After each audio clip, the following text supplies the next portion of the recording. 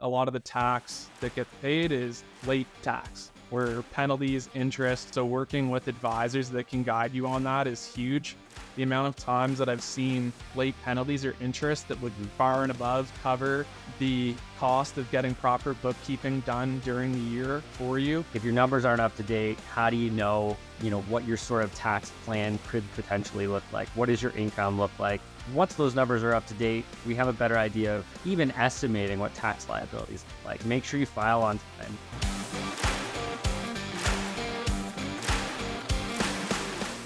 Hey everybody, Bob Govroke here. Excited to welcome you to the Wealthy Entrepreneur Podcast. I'm excited to bring in one of my colleagues today, Tyler Powers. We're going to ask him a few questions, get him to explain a little bit about his role, how he's come into play with the Govroke team, but excited to have you here today, Tyler. This is going to be all about tax process. I'm going to call this Tax Talk with Tyler. So what we're going to do is the outcome for today is going to give you a lot of advice related to some tax ideas, some tax planning opportunities, also talk about some unique circumstances where we've had some big tax wins, and maybe just share a little bit of the story of how our team works with people from a tax standpoint. So hopefully that makes sense for you guys. Ultimately, what we're trying to do with this is help enable you with great tax ideas and tactics and strategies to help you save tax dollars, reinvest it in your money, make the impact that you need, and ultimately together change the world one day at a time. So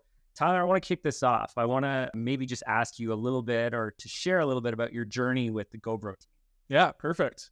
I've been here for closing in on 9 years now. So it started when we were actually in a different office location.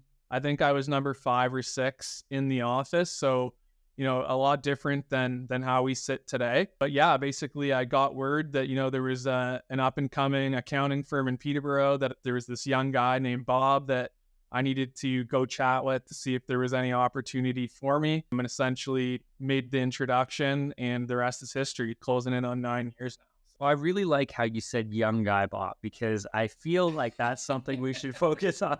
Because I don't get that as much as I used to, but I guess it depends on the audience. But that's great, and I remember that very fondly as well. I know it was a personal introduction from a mutual friend, relative on your end, and no looking back. Yeah, definitely one of the best hires we've ever had, if not the best hire we've ever had. So incredible to have you part of this team. Would love to know, or maybe just have you explain and share the evolution of what our tax department has looked like, and, maybe some of the services and how we can help support people. Yeah, for sure. So yeah, I guess when I started, it was sort of, everyone had a little bit of share in dealing with the tax related issues or planning that came into the office. It wasn't necessarily a separate department. It's something I just kind of got interested in as I progressed along, starting with the personal tax season and realizing that there was things that I could do that would help save people money. It was just kind of a natural fit for me. So along the journey, I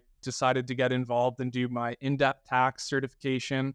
So I finished that a couple of years ago, and now it's just a constant evolving thing, which is what I love about tax, is that things are always changing and you really got to stay on top of it. So there's always that continuing education. I'm learning all the time. And basically, we've been able to build out this department. We offer, a wide array of services. If it's tax related, we can do it, whether it's corporate restructuring, corporate setups, sole proprietor taxes, just any T1 generals, estates, trusts, HST, GST, PST, any sales related tax.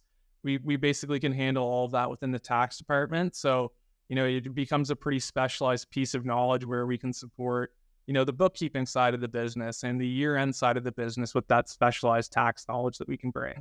Yeah, and I would say one of the things, Tyler, that you've done really well as part of the team is molding and training the next generation of tax expert and tax professional as well. We've got a pretty special group in there of young people who are superstars. And, it's funny, Tyler is talking about tax, and I always refer, he's a nerd. I'm a nerd. You guys are nerds too. We all kind of focus on creating this element of value, right? And creating this special knowledge that we all have that help advance others. And for sure, although he may not look like a big nerd, the idea of having all this tax knowledge that he brings to the table and is helping mold and a whole team of tax experts is pretty incredible, pretty special to be part of, and pretty great to watch. Question for you. I know we had chatted about this a little bit beforehand, but want to know if you could share an experience that you've had where, we've maybe had a difficult tax situation show up, maybe how we had to approach it, what the resolution was for it, and how that sort of impacted a client. So is there anything specifically you wanted to talk about? Sure. Yeah. I mean, it's such a wide array of different things that we're working on that I feel like, there's some small impact stuff, some big impact stuff. Regardless of what it is, just giving the client the peace of mind that it's done properly is the most important piece. And in one particular situation, we were dealing with a non-resident disposition, which is basically the non-resident of Canada is selling property here. They have special tax filing requirements that we need to take care of. And in this particular situation, the cottage had been passed along different generations, and they really weren't sure what had been filed in the past and how we were going to deal with this filing now that they had finally sold the cottage. Basically, we had put everything together. We had submitted it to CRA, and we had chosen a particular point in time that we knew was appropriate based on the Income Tax Act of when should be the starting point for this tax situation. And we had the CRA come back and basically say, no, that's not going to fly. We're going to tax you back to when this property was first acquired. It was almost 100 years ago for a very nominal amount. And, it's one of those situations where we really have to dive into the rules. And just because the CRA is saying something doesn't always mean that they've looked at the legislation or the Income Tax Act to back up what is being said. So, we pulled this back and went back to our research to figure out how we had come up with that point in time. And basically, we're able to refer the CRA to the Income Tax Act, where it said we didn't have a requirement to go back that far. This was our starting point. This was a trainer of that division within the CRA, and basically said, yeah, you know what, you're correct. We're going to take that as a starting point. The net tax on it, I think, was about $200,000 of tax that we were able to save the client. So that was a big one for me because, family generational a cottage that we're looking to pass down and keep that wealth within the family. And, an unnecessary mistake by CRA could have cost them $200,000 that they're now able to pass down to their family to help them do greater things in the world. So that was a cool one. Yeah, absolutely. And the big impact, right? A couple $100,000 into family wealth is a massive change. And here's a couple things that I get from that. One, and this is maybe even a side note, one of my favorite things of working in a professional services office is hearing you get fired up when we're dealing with any of the tax authorities and taking them on and saying, you know what, we're going to battle this out. So one of the takeaways I would have for any of the listeners or any of you entrepreneurs or business owners out there is to have somebody who advocates for you, right? And one of the things that I enjoy so much is watching Tyler advocate for our tax clients and make sure that their best interest is being preserved, protected, and pursued to the greatest extent. So that's a pretty cool thing to watch. Two is that if CRA or the IRS or any of the tax authorities come to you and say, this is the case, or even if, you've heard somebody say that, the tax authorities say this, or, you've got on the phone with them and they tell you that this is the way that it is, they aren't necessarily the be all and end all of the expertise. Just because they've said something or they've assessed something in a certain way doesn't mean that that's the right answer. It just means that that's how they've processed it. And there's been situations for sure over the past where the processing and the way they've dealt with something has been beneficial to clients. And we recognize that maybe that's not the best way for them to actually process that. And we let it slide because it's in the best interest of the client. But there's other circumstances where they come in and they process information and it's just not right.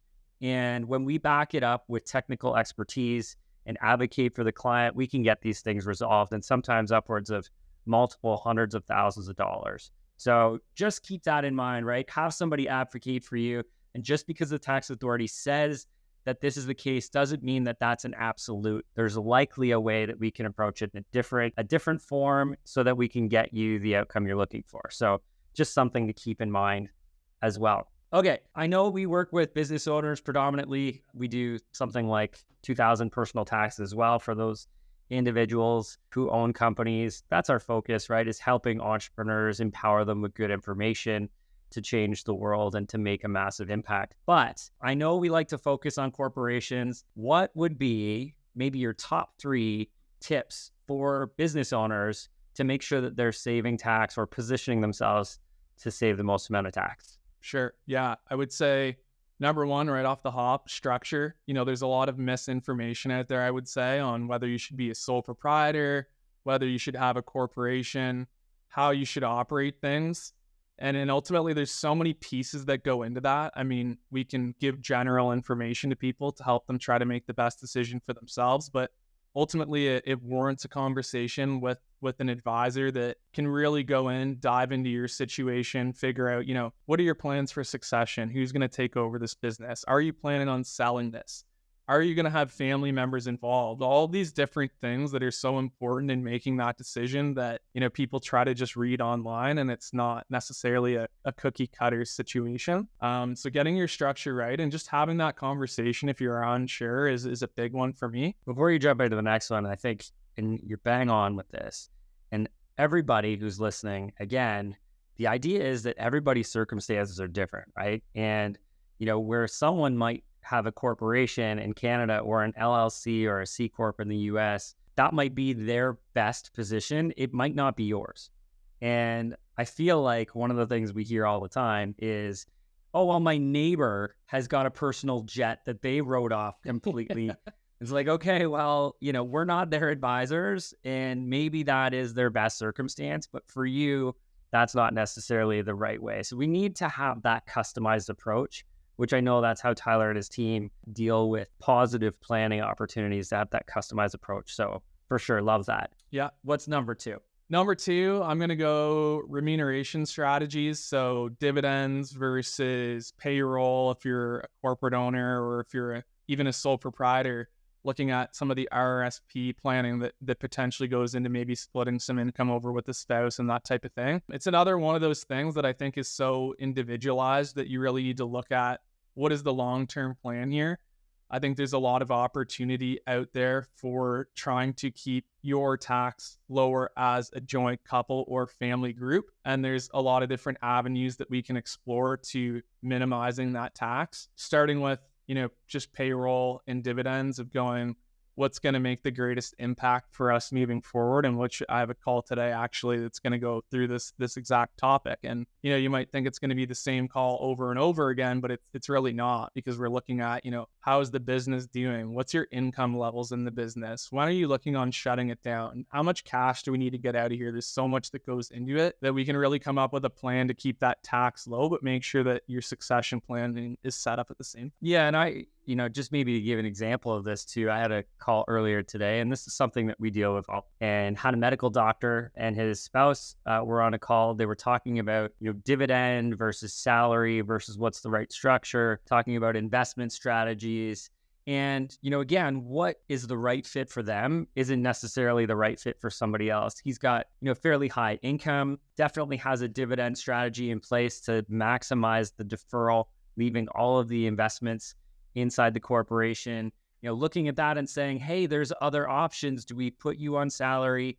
Do we look at an individual pension plan? How does that look? What's the easiest and most effective way to build wealth? And again, this was an individualized conversation with that client, because their plan is going to be different than anybody else's. And then he threw in to the mix that his spouse just got a job, and how does that new salary impact their tax plan? And so we chatted about specifics of that, and again, how we pay the least amount of tax now, and we avoid any of the income tax implications of long-term planning as well. So really interesting. Compensation strategy to me is one of the easiest ways to add value when we start talking about tax planning.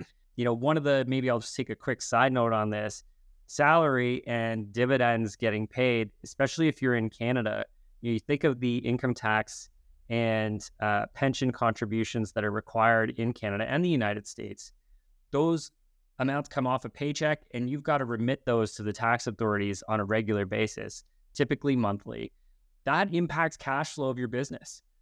So sometimes it's not even about the net tax impact, but sometimes it's about the short-term cash flow implications of those choices as well. So we want to know, and again, guys, this is why it's important that you work with experts. You don't work with somebody who just claims to be doing this. You work with people who have years of experience and are maybe even specialized in knowledge of how to bring that plan to you in the best way, because a compensation strategy can handcuff you from a cash flow standpoint, can also have a huge impact on your tax savings.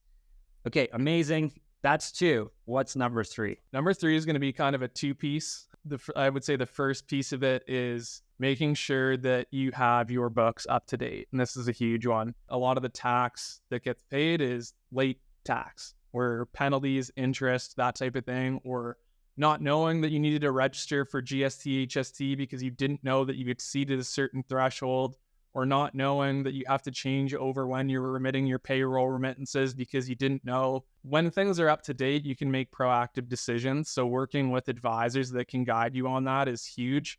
The amount of times that I've seen late penalties or interest that would far and above cover the cost of getting proper bookkeeping done during the year for you. And also then having that data to make on the fly decisions that, significantly impact your business is huge. The other piece of this is just the deduction side of it, of what am I allowed to write off? Should I be purchasing or leasing? All of these little things that impact how much tax you're going to pay at the end of the year, that if you're getting that ongoing bookkeeping advice and someone can come in and look at your books at a specific point in time and look at cash flow, how much tax you're expected to owe, all of these different things, well, then we can modify these other pieces that we've talked about, the structure. Maybe mid-year there's something that we need to change. And it's an always ongoing discussion. It shouldn't be a once at the end of the year, here's where I'm at, how much tax am I going to pay? It's let's figure it out as we go along.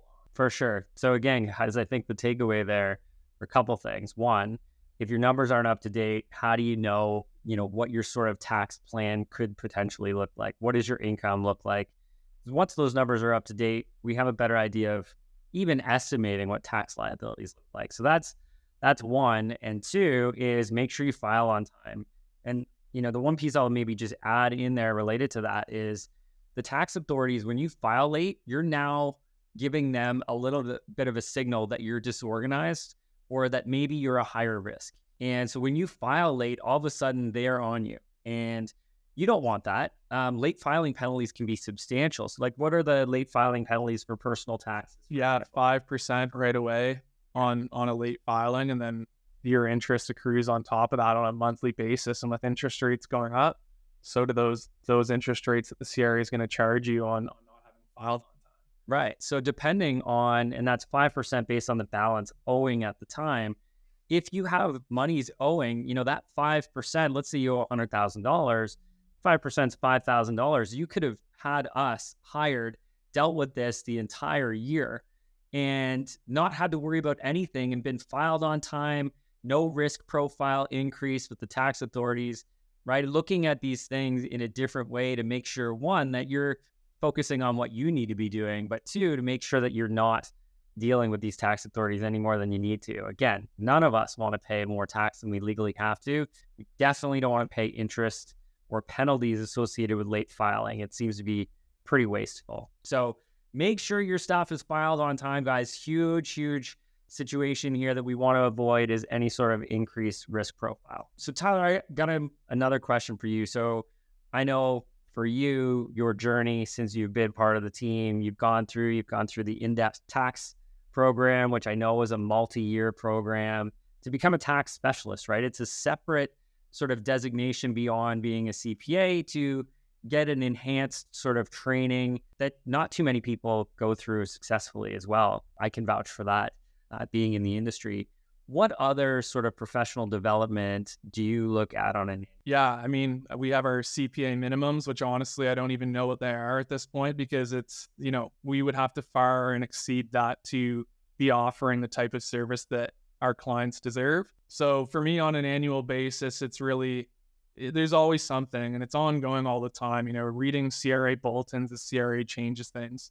Even just being active on LinkedIn and look at what other tax practitioners are dealing with, their situations that they've come across. But the big one that I'm doing right now is my trust and estate practitioner designation. So this is specifically dealing with, there's a bit of a law element, which I think is important too.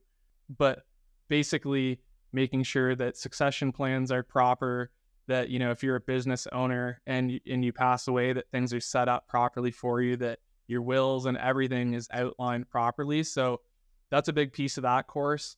After that, who knows? There's some really good corporate reorganization courses, which we cover in depth, but things are always constantly evolving. CRA rules are changing.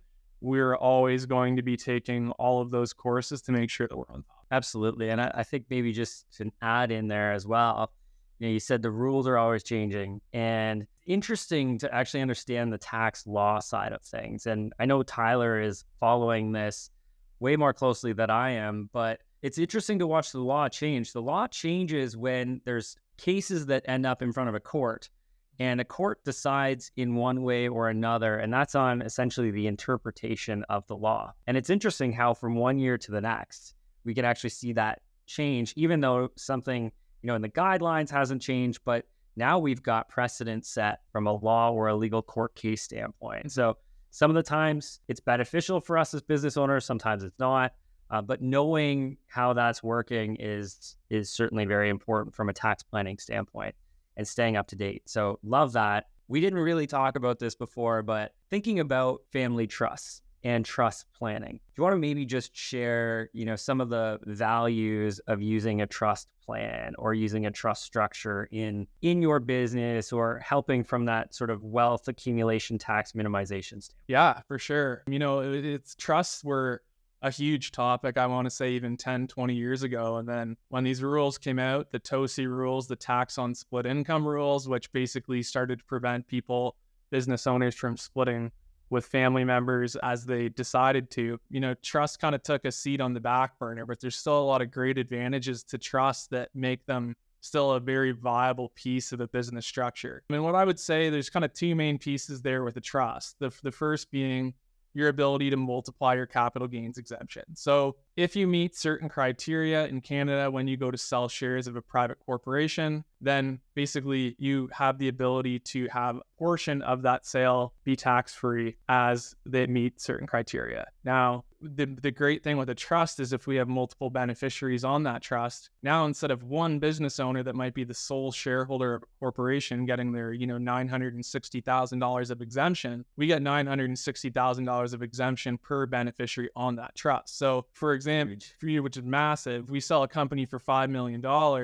We only have one shareholder of that company. We can only protect 960. We still got, 4+ million that's going to be taxable. You're going to lose a significant chunk of that. Whereas if we're using a trust structure and we can split that gain out with enough beneficiaries on there, there's a chance that we're exempting that entire capital gain from tax, which is now, millions of dollars that are left sitting there to be passed along to your family. So that's the biggest piece of it. And I guess the other, main advantage would be, it helps with succession planning. If there's a death of a single shareholder, the trust structure allows things to continue till a proper plan can be formulated on how we're going to deal with this. And also, I guess, the whole purifying of the company. So in order to meet that criteria to get that tax-free sale, we need to be getting cash and other assets out of our business that keep us on side with these rules to meet the criteria to be able to sell tax-free. So the trust allows a structure where we can flow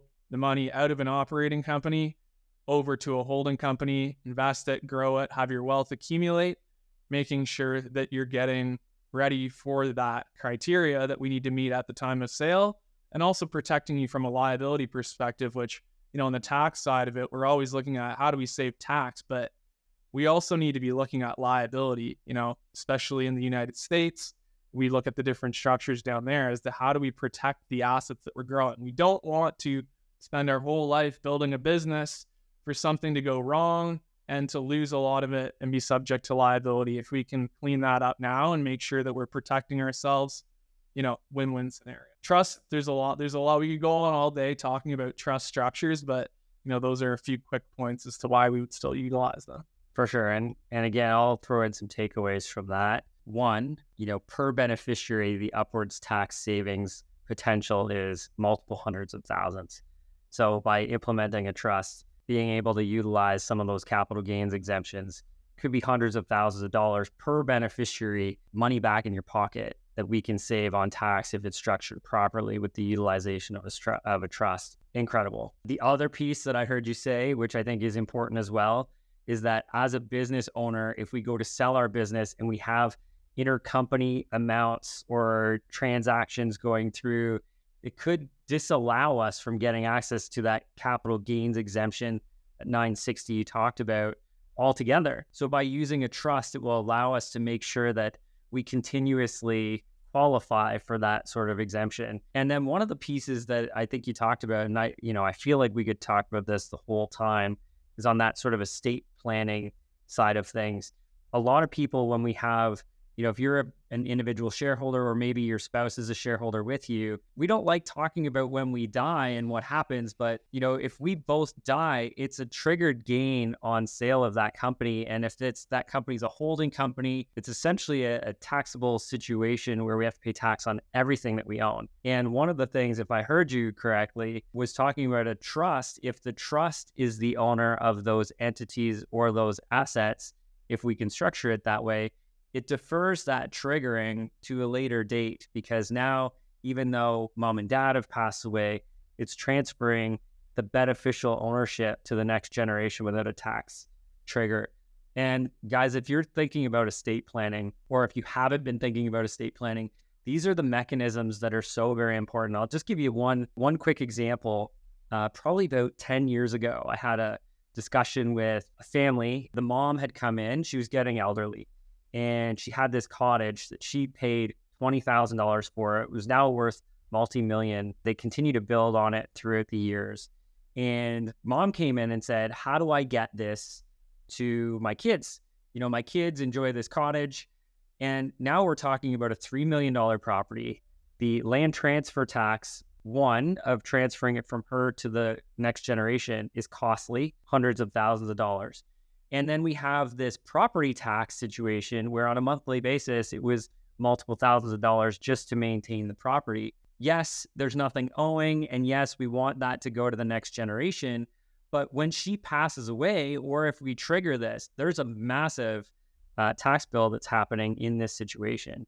And ultimately, the outcome was that we didn't transfer it to the next generation because they couldn't afford the mortgage, right? Even though they had all this equity in this great property, you still have to cash flow the mortgage payment for the tax bill. You still have to cash flow the property taxes. You still have to pay the land transfer taxes. This could have been avoided if it was structured properly in the first. That intergenerational transfer could have happened if it was owned in a corporation and a family trust owned the corporation. The transfer could have been super easy and non-triggering when mom passed away. So ultimately, because the structure wasn't done right, we actually ended up losing a family asset because we couldn't put the kids in jeopardy of having to pay those bills along the way. So, the importance of utilizing a tax structure, I know Tyler had talked about incorporation potentially as a structure for you as a business owner, whether maybe it's an LLC or a C Corp in the United States, utilization of a trust, how we do compensation planning. These are all areas where, it might sound complicated, right? Which is areas where someone like Tyler and his team work on this stuff every single day, specialized on an individual situation so that the plan is done for you, right? You may not have a cottage that you want to transfer to your next generation, but someone else does. And that specialized plan needs to take place for them. Tyler, this has been amazing. Any last sort of business advice that you would have? I know that you work with thousands of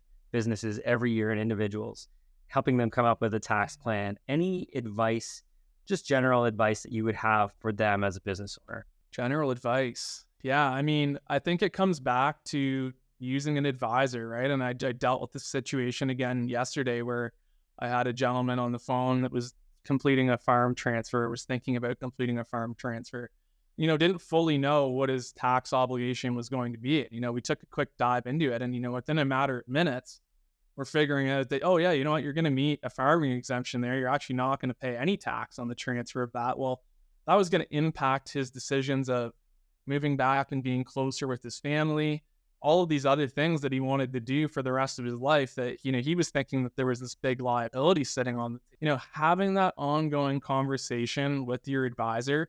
It's just like the dentist. It's the routine checkup that you need to go to every year see if anything's been changed. That you answer all the questions, you get your teeth looked at, you're out of there. You don't think much of it, but it's, we're here for a reason, and your business should be treated the exact same way, and your tax return should be treated the exact same way.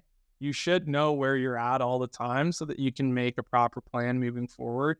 And I think that there's so much that we see that's just left on the table because, someone chose to do their own tax return or was getting incorrect advice from their neighbor who was loving to give the advice. Everyone's situation is different. And if you're unsure at all, you should be consulting with an advisor to make sure that you're on the right track, to make sure that you can live the life you want to. Yeah, love that. So guys, make sure you put comments in the chat or below. Let us know your thoughts. If there's follow-up questions, Tyler and I are going to have some tax talks on a frequent basis. We're going to talk about specialized tax areas. But one thing that should be conveyed at this point is that you need to work with an expert who has the knowledge and expertise to help solve your personal tax situation, right? And, just like you don't go to the family doctor for knee surgery. You go to the family doctor, they help you identify where you need help, but then you go to the specialist. Tyler and his team are the specialists that help create these plans to execute and build wealth for you and your family and minimize your tax. So thank you, Tyler, for jumping in today. Appreciate all your insights. Guys, if you want to chat with Tyler and his tax team about designing your tax plan that's customized for you, save you tax, help you build your wealth and potentially even intergenerational wealth, we've put a link below to connect with Tyler and his team. Tyler, thanks again. Appreciate this. Thank you, guys. This has been the Wealthy Entrepreneur Podcast. Super grateful that you are here with us today. If you like the podcast, please like, follow, share the episodes. We're here to help empower the most amount of people we can and entrepreneurs, help fulfill their mission, maximize their impact. I appreciate your insights today and can't wait to see you next time.